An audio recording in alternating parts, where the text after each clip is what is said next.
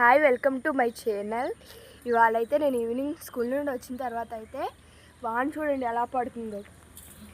ఇంకా నాకైతే ఏదో ఒకటి తినాలనిపించింది అనమాట. అందుకని నేను పాప్కార్న్ చేసుకుని తిందాం అనుకుంటున్నాను. ఇప్పుడు పాప్కార్న్ తయారీ విధానం ఇప్పుడైతే స్టవ్ ఆన్ చేసుకొని కడాయి పెట్టుకోవాలన్నమాట. 1/2 గ్లాస్ పాప్కార్న్ సీడ్స్ అయితే వేసుకుందాం.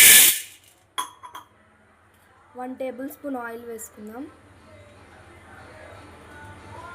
మీ టేస్ట్కి తగ్గట్టుగా సాల్ట్ వేసుకోండి.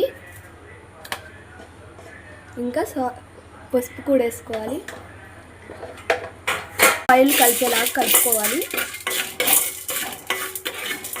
ఇప్పుడైతే మూత పెట్టుకోవాలన్నమాట.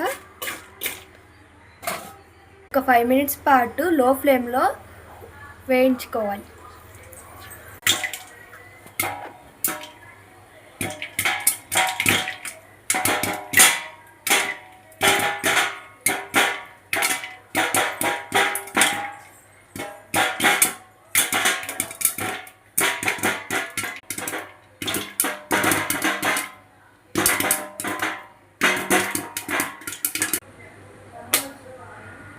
చూడండి పాప్కార్న్ ఎలా రెడీ అయిందో.